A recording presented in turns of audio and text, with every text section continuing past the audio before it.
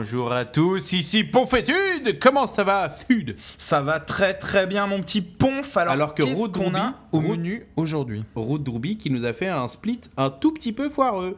Il a mis tous ses 6 SUV sur le minerai qui se trouve ici. Et après, il en a sorti 5 pour les mettre sur l'autre.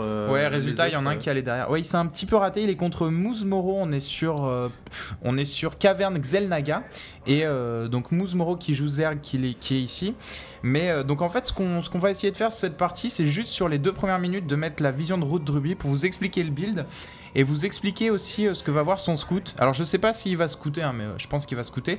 Et alors. Oh, j'ai cru que ça allait être original là-dessus. Non, attends, il lance son supply à 10, Ouais. alors que le SUV est bientôt fini. Ouais, il a lancé un peu tard, mais ça je pense que c'est une erreur de microgestion. Ça jusque-là, c'est le build classique. Donc en fait, quand vous avez mis un SCV sur chaque carré de minerai, le prochain, normalement, vous mettez le rally point du command center ici, et vous mettez un SCV en construction Alors derrière. moi, j'ai une question. Et le prochain, il arrive là. Et là, il y a 2 choix. Soit le SCV qui a fait le supply, il part scouter.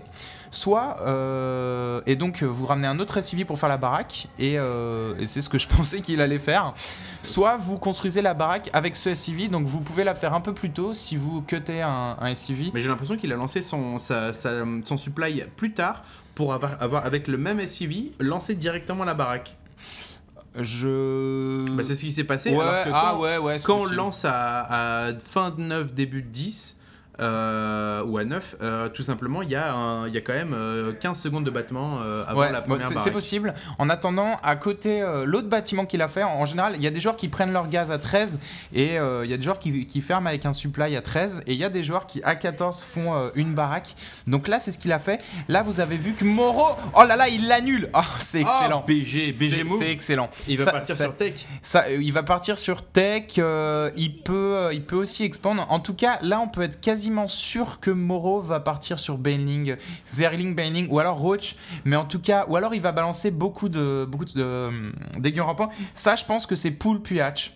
Ça, je pense que c'est pool puis hatch de toute façon. Je pense qu'il a fait la pool avant. Vous avez vu que le scout est très late. Donc je pense vrai. Et je suis pas sûr que ce soit une très bonne idée de faire un bunker. Je pense. Donc là, on va mettre la vision globale et je me suis.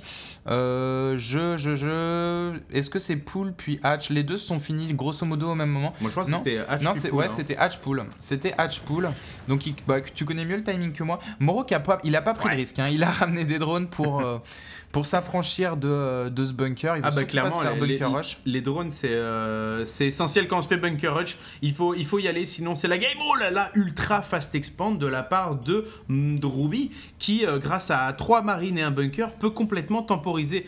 Et en plus, son bunker est bien placé, c'est-à-dire qu'il aura probablement la vision sur les 3 quarts. Ouais, il va pouvoir bien défendre sa ligne de minerai. Et s'il y a un run-by de Zergling, il peut fermer le wall et, je sais pas moi, sortir 2 marines pour aller taper ici. Enfin, c'est gérable. On a l'impression qu'il vient un peu de... Ah, oh là là, il y a 4 marines. Je sais pas si c'est gérable. En même temps, il faut courir très très vite. Non, il faut faire du hit and run là-dessus. Alors là, c'est dommage. Je pense vraiment qu'il y avait du hit and run à faire. Quoique, il en a pas encore perdu. Le circle qui va être fatal. Fatal ou pas. Fatal. Un film qu'on m'a conseillé d'ailleurs, Fatal. Mais je ne sais pas quoi trop en penser. Parlez-nous du film de Michael Youn sur les commentaires, ça nous intéresse vraiment. Et il a annulé un extracteur. Non, vu qu'il est à 31 sur 28, je pense qu'il y a eu de l'extractor trick sur ceux-là aussi. Ouais, il a fait un triple extractor trick à 28. Ok, why not? Et bon, c'est Moro. En même temps, peut-être, je sais pas si tu connais l'algorithme qui te fait les builds Zerg. Alors, je sais plus comment ça s'appelle. C'est chambre d'évolution. Evolution Chamber, c'est un logiciel qui vous permet de sortir vos propres algorithmes, vos propres BO Zerg. Vous lui dites, mon objectif c'est d'avoir 6 roach et 2 Zerglings le plus rapidement possible, et ça te donne le build au millimètre. Genre la milliseconde, genre faire ta spawning à 8, faire un extractor trick, faire ton extracteur à 9, miner 2 de gaz, remettre ton drone au minerai. Enfin, il y a des 2 trucs. de gaz, c'est chaud. Ouais, 2 de gaz, c'est chaud. Faut bien micro-gérer son drone. Faut être gossure. Tu lui tapes sur les doigts. Non, pas plus. Donc voilà, et pendant ce temps, Moreau qui effectivement part sur mec. Alors, non, est-ce ouais, que... Druby part pardon. sur mec. Et qu'est-ce qu'il a vu, Druby, il croit qu'il y a encore une baraque en production, Druby. Ouais, ça. Il est fooled. Et ça, je pense que c'est plutôt une bonne affaire. Là, je pense qu'il va se prendre Macélion. Voilà. Macélion amélioré. Donc ça, moi, je sais pas. Je cautionne pas trop, en fait, le réacteur sur la Factory. Je sais qu'il y a des joueurs qui le font. Ah, c'est un mec comme ça, tu cautionnes pas, quoi. Bah non, parce que le réacteur, c'est quand même très très long à faire. Et cela dit, là, c'est pas la Factory qui a fait le réacteur, c'est le baraque. Non, remarque, c'est pas con. Et triple Factory, mon ami.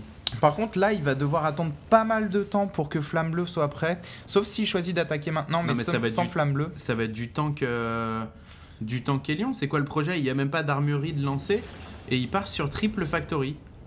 Ouais, donc là, ça... ou alors masse ou alors il va la dropper ici et il va faire tank Hélion. Ouais, mais en attendant, Moreau qui sent le coup fourré et qui part sur Cafard. Moreau qui a bien senti le truc, hein, parce qu'il y a pas mal de joueurs Zerg qui auraient été tentés de faire un Baining Nest sur les deux baraques qu'il a vues là.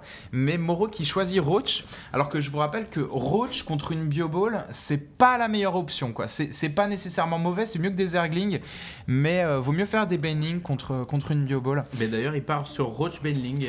Là, il fait la totale. Là. Il fait la totale T1 et T1 moins 0,5 dans le sens où je pense que son T2 en fait son T1,5 son T2 il a surtout vocation à évoluer la rapidité des Roach et des Benling, sauf que là il va avoir besoin d'unités très très vite. L'ami Moreau, ouais, de Roach, là la tour qui va pas, il a retiré tous ses drones. Je pense que Druby peut passer. Il faut la pousser un peu, la Queen, mais maintenant il y a les Roach derrière. Ouais, non, c'est pas jouable, il peut pas passer là-dessus. C'est un semi-fail de Druby, mais qui était bien tenté parce que les 4 Roach ils sont tombés et en plus il va la voir cette expand. Et là c'est quand même une grosse information pour Druby. Druby qui va partir sur Hélion tank. Donc une belle composition d'armées contre les armées T1 et demi que vont être les Roach et les Benlings. Par contre, il sait pas qu'il est parti sur Benling encore. Ouais, Druby qui est en train de feinter, il a attiré les Roach par ici pendant que ces tourmenteurs viennent par là.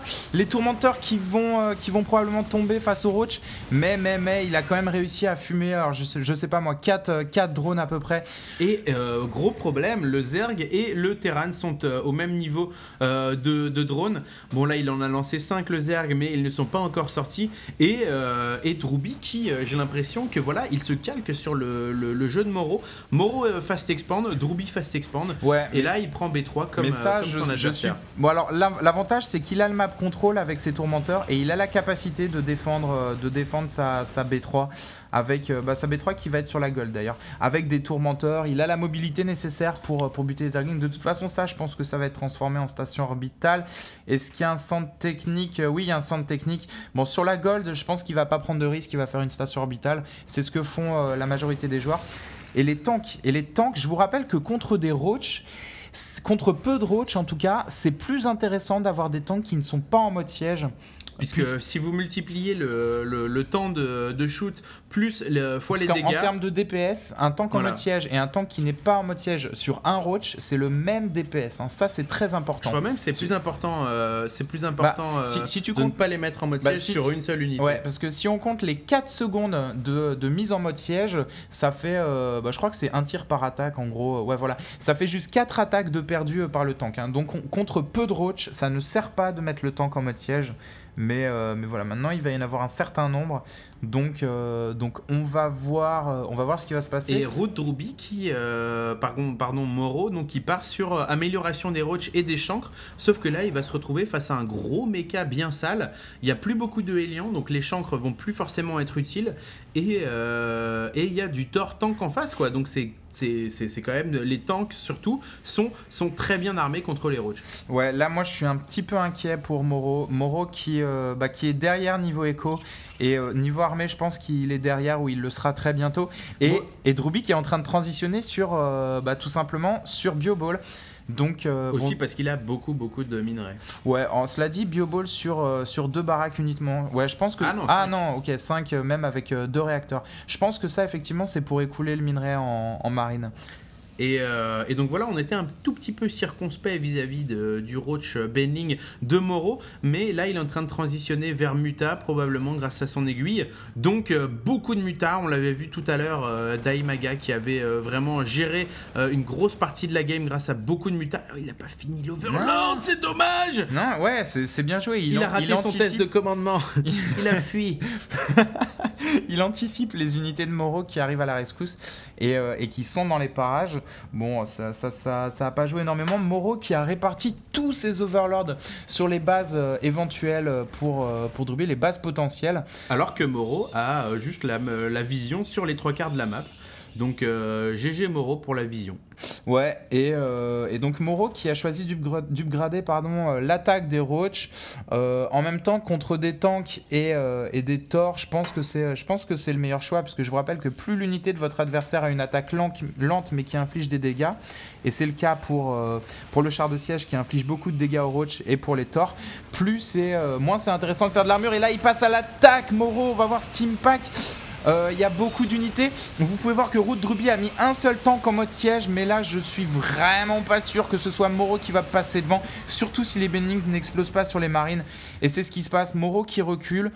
Bon, l'échange a été quand même assez neutre, mais malheureusement, avec toutes les mules qu'il va y avoir sur la Gold, là, je pense que ça va être assez difficile niveau écho pour Moreau. D'ailleurs, si je vous invite, tout à l'heure on parlait de DPS, oh le bluff.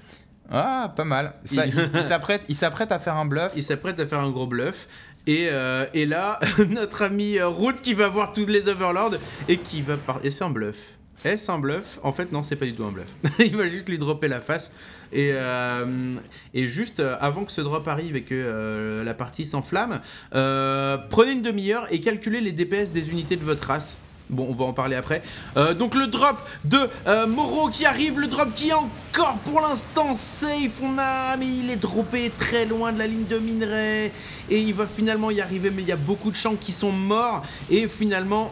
Ouais. Non, en fait, il a pas vraiment infligé de dégâts là-dessus. Non, il a infligé quasiment 0 dégâts. Bon, le Bending qui va exploser, mais c'est vraiment pas rentable. En fait, je suis pas sûr qu'il y ait un seul SCV qui soit tombé là-dessus. Donc c'était pas un drop très successful de la part de Moreau. Mais donc je disais, comment savoir, comment comparer en tout cas les DPS, donc les dégâts par seconde.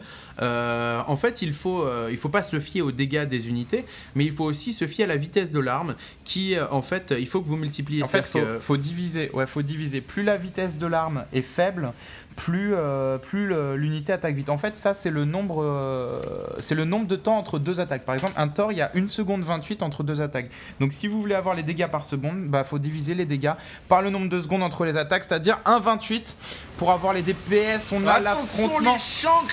Les marines qui reculent, c'est exactement ce qu'il faut faire. Quand vous voyez des chancres, vous double-cliquez sur les marines et vous les reculez, vous utilisez Steam Pack. Et après, si les chancres vous suivent jusqu'aux marines, s'ils arrivent à survivre, il faut commencer à répartir les marines pour véritablement répartir tout simplement le dégât des chancres. Là, il a tué la Gold. Tout simplement en ladder, grosso modo. Enfin voilà, pour commencer à répartir les marines, faut être en Ligar diamant. Faut être diamant. Donc en gros, je pense qu'en ladder jusqu'en platine. Ça demande de l'entraînement de répartir.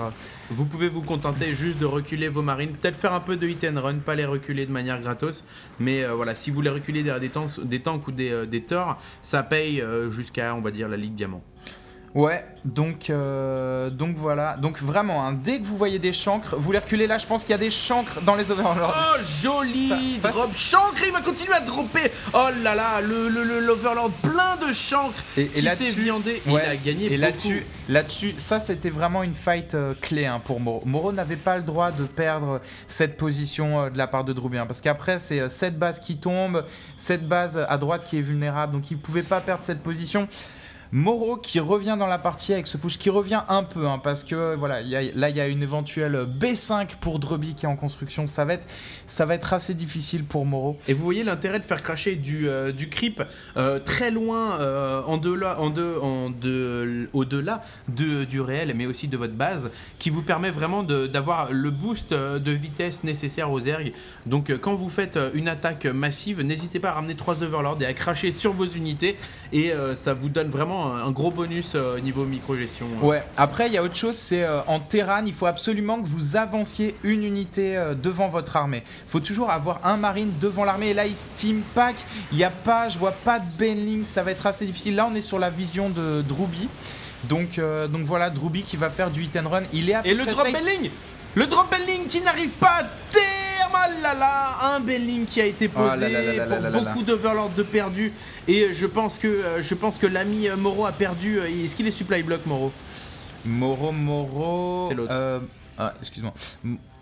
Moro, non, il est à 162 pop, il est pas supply block, mais là il est derrière, il est vraiment derrière dans cette partie, il essaye de faire des drones sur cette base, mais il a une grosse force d'incursion. Et là c'est très dur pour Moro qui est en train de perdre la grosse majorité de ses troupes, il a pas assez de roach, il a pas assez de Baneling, il a juste pas assez de voilà. Pendant ce temps dans la baie, c'est la B4 de Moro, encore c'est dur, il va perdre cette expand et il va se retrouver à miner sur une base ennemie pendant ce qu'on a son adversaire en train de miner sur 3 bases dont une gold, et ça va faire la différence. Moro qui essaye de temporiser les champs qui arrivent par en haut, qui vont essayer de se débarrasser. Oh là là, c'est pas mal joué, il y a du dégât à faire, les roach qui vont se débarrasser de ce tank, mais malheureusement la force d'incursion qu'on a vu tout à l'heure qui va arriver sur la B3 le Moro, et c'est le GG.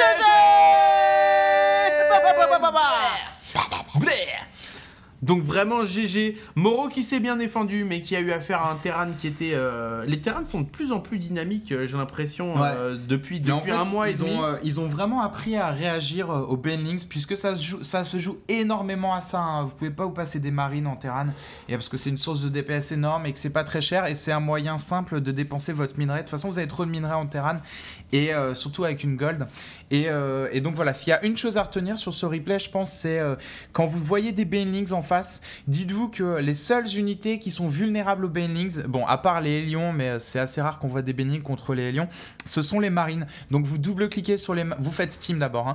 Quand les Banelings arrivent, vous double-cliquez sur les marines, vous les reculez un peu, et s'il y a toujours des Banelings derrière, vous commencez à les séparer, mais là-dessus, faut un petit peu d'entraînement pour réussir à le faire. Et il y a aussi un autre truc, c'est que tout simplement, les Banelings, mine de rien, automatiquement, en fait, vous avez un rally point pour vos unités en Zerg, et vous allez morpher vos Banelings au même endroit. Donc en Terran, ce qui peut être intéressant en fait, c'est de balancer 5 ou 6 marines et des maraudeurs un peu partout. C'est-à-dire que les Banelings partiront forcément du même endroit. Et d'accord, si vous chopez votre armée principale, bon bah il vous l'a chopé, il y avait les Banelings, c'est normal. Mais par contre, vous aurez peut-être une ou deux forces annexes qui se seront occupées d'une expand pendant ce temps. Et c'est ce qu'on est en train de voir de plus en plus souvent, des doubles ou triples fronts de la part des Terran qui dodgent les Banelings comme ça, quoi. Ouais, c'est vrai qu'on avait vu un replay où D-Muslim, je crois que c'était D-Muslim contre Hydra. Moi, je suis pas sûr, mais D-Muslim, ouais, je crois que c'est ça. D-Muslim qui utilisait des drops de marine sur toute la map. D'ailleurs, c'était sur Cavalan Xel'Naga. Même si en face, il y avait Muta Baneling. Tu vois, c'était D-Muslim, D-Maga, ouais. D-Maga, ouais. Il y avait la compo de la mort en face, ouais. Et il arrivait à dodger véritablement les Banelings en répartissant ses marines. Et au final, il jouait un petit peu à laser, tu vois. Il perdait des marines, mais c'était rentable parce qu'en face, il y avait du gaz qui était dépensé sur ces Banelings. Et parce que les Banelings étaient morphés au mauvais endroit, quoi. Parce que c'est pas évident de morpher des Banelings dans toutes ces bases, quoi. Bref, j'espère que ce replay vous a amusé autant que nous. En tout cas, on a bien trippé. Merci de nous avoir écoutés et à très bientôt. À plus.